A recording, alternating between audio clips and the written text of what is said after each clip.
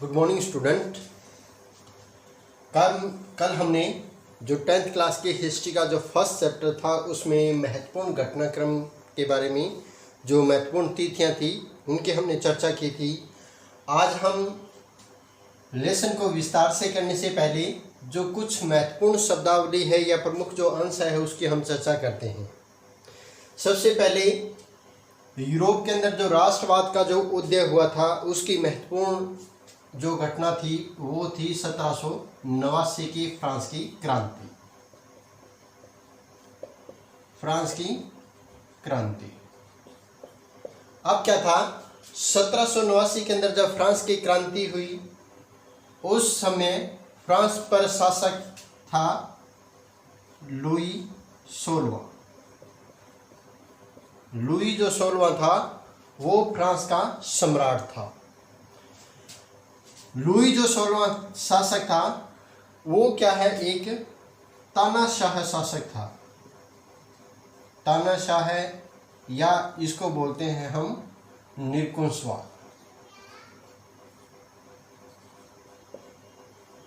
देखिए, निरंकुशक जो शासक या जो तानाशाह है उसे क्या कहते हैं, यानी एक ऐसी सरकार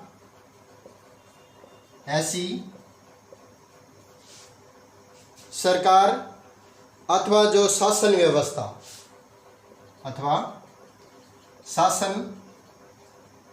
व्यवस्था जिसमें किसी भी प्रकार का कोई अंकुश नहीं होता, किसी भी प्रकार का अंकुश न होना, यानी कोई भी रोक टोक जो है वो उस शासक के ऊपर नहीं होती। निरंकुशवादी जो सरकार होती है वो किस पर आधारित होती है, सैन्य बल पर आधारित होती है। यानी जो तानाशाह होते हैं उसमें सत्ता की जो बागडोर होती है वो किसके हाथ में होती है, एक राजा के हाथ में होती है, या राजा या फिर शासक जिसको हम कहते हैं। यानी एक राजा या किसी शासक के हाथ में किसी भी राज्य या राष्ट्र की जो शासन व्यवस्था है उसके हाथ में होती है। उसके हाथ में जब सैन्य बल जो होता है वो क्या है, उसकी निगरानी में काम करता है। इसमें क्या है, जो जनता की जो भागीदारी होती है, जनता की भागीदारी क्या होती है, ना मात्र की होती है या न के बराबर होती है।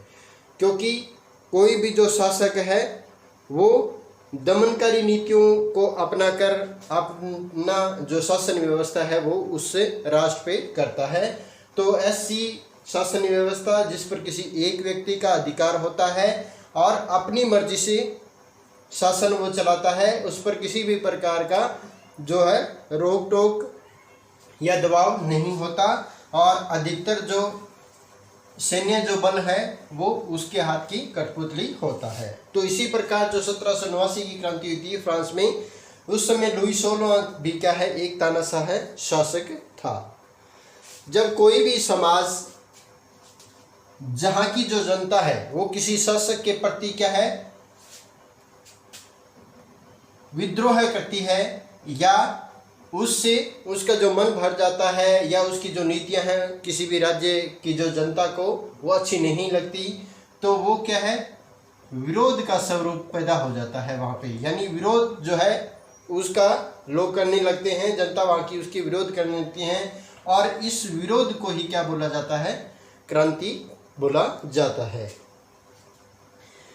अब क्या था, जब किसी भी साम्राज्य के अंदर कोई भी शासन व्यवस्था जो तानाशाह हो या फिर जो जनता के हित में न हो, तो उस समय ऐसे समाज की जो है कल्पना की जाती है जो लगभग क्या होती है, असंभव होती है। यानी जब फ्रांस की जो जनता थी उनका जब भारी मात्रा में जो शोषण हो रहा था, उस पर अत्याचार हो रहे थे, तो उन्होंने काफ़ी जो है विचार विमर्श किया और ऐसी भावनाएं जो है पैदा की जो किसी भी एक सभ्य समाज या कल्पना की ओर जिक्र करती है।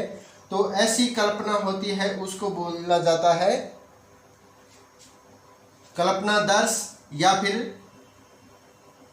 यूटोपिया,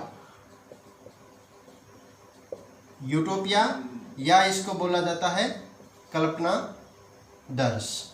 अब देखिए यूटोपिया और जो कल्पना दर्श है वो क्या चीज़ है भी, किसी भी व्यक्ति या जनादेश के द्वारा ऐसे शासन की कल्पना करना जो लगभग क्या होती है, असंभव होती है या उनके अनुसार नहीं होती, तो इसको क्या बोलेंगे, यूटोपिया या फिर कल्पना दर्श।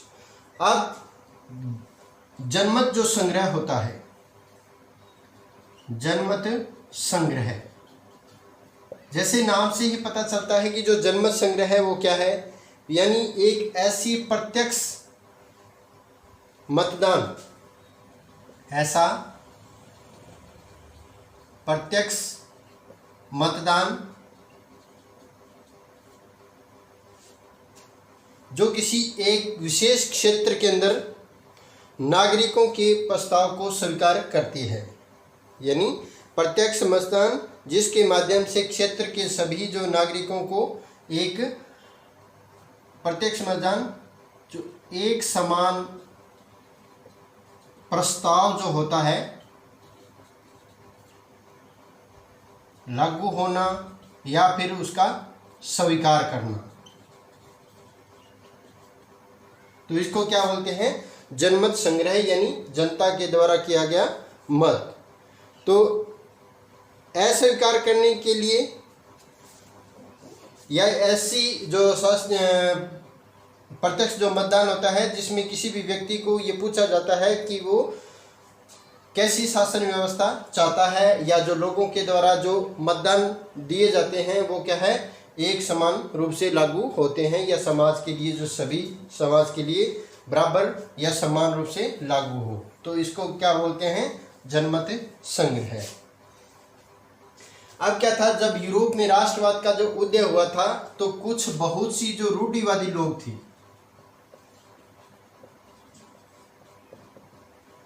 रूढ़िवाद जो लोग थे, यानी जो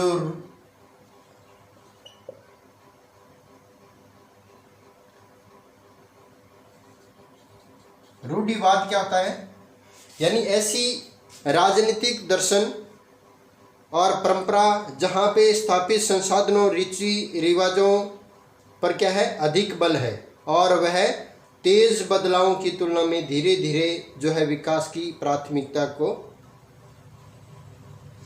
मानना जाता है, या ऐसी राजनीतिक दर्शन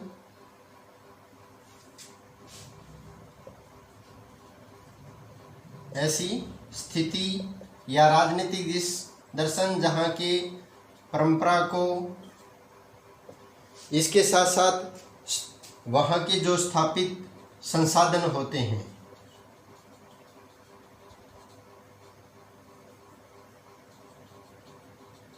वहाँ पे स्थापित संसाधनों और रीति रिवाजों पर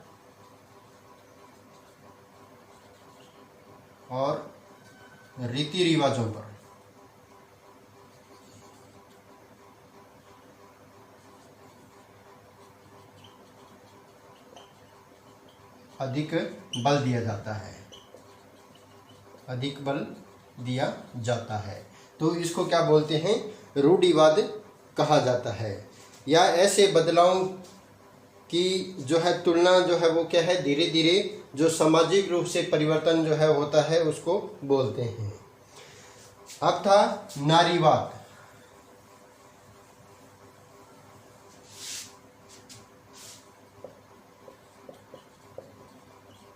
देखिए नारीवाद जो है, जैसे राष्ट्रवाद है, किसी राष्ट्र के हित के लिए जो बल दिया जाता है या फिर ऐसी कल्पना की जाती है जो किसी राष्ट्र के लिए प्रत्यक्ष रूप से अच्छी हो, या उस राष्ट्र के प्रति जो प्रेम और जो सम्मान की भावना या देशभक्ति की जो भावना उसमें आती है। उसी प्रकार जो नारीवाद है वो भी क्या है, ऐसी विचारधारा है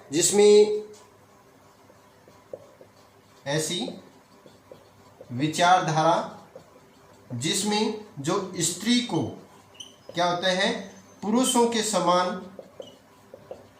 के समान जो अधिकार आर्थिक और राजनीतिक जो समानता होती है,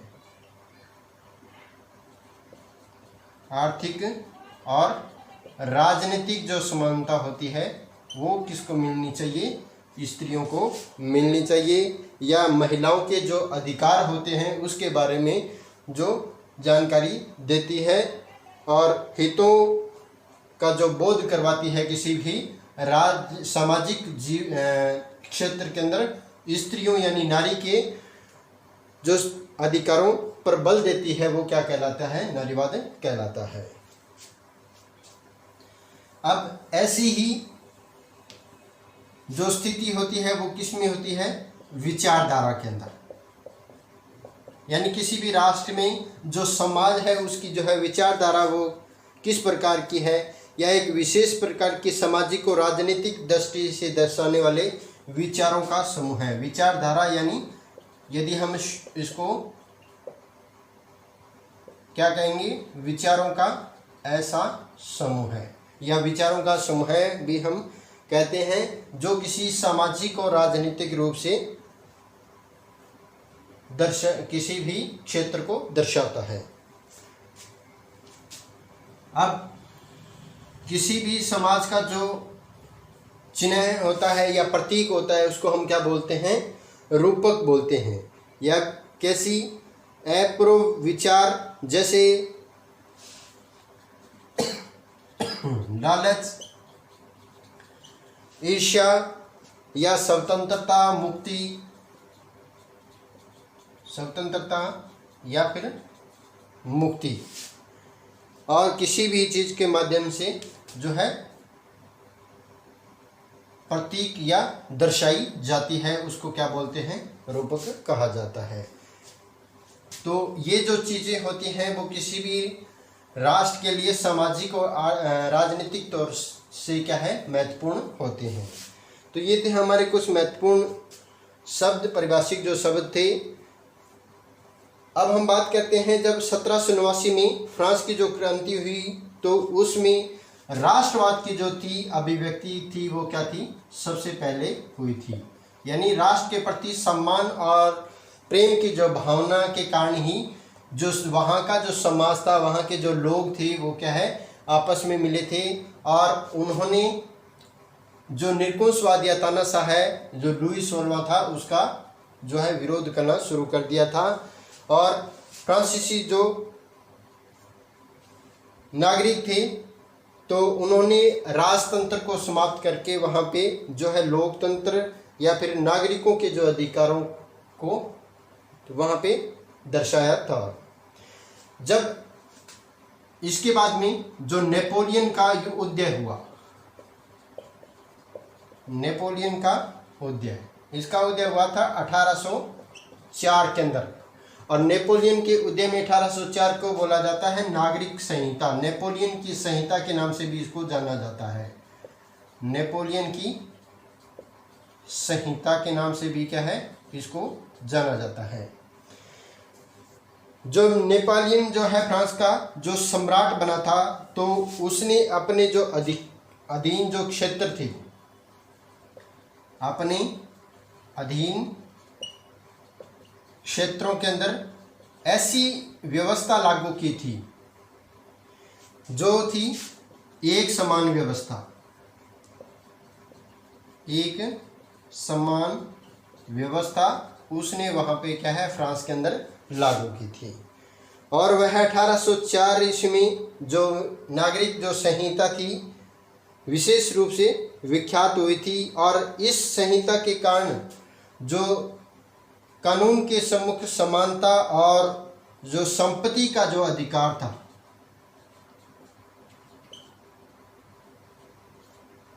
संपत्ति का जो है अधिकार था उसको क्या किया गया था? सुरक्षित किया गया था। तो 1804 के अंदर जो है नेपोलियन जो है फ्रांस का शासक बना था। इससे आगे हम जो है नेक्स्ट वीडियो के अंदर नेपोलियन का जो उदय है वो किस प्रकार हुआ था उसकी चर्चा हम नेक्स्ट वीडियो में करेंगे। So thank you.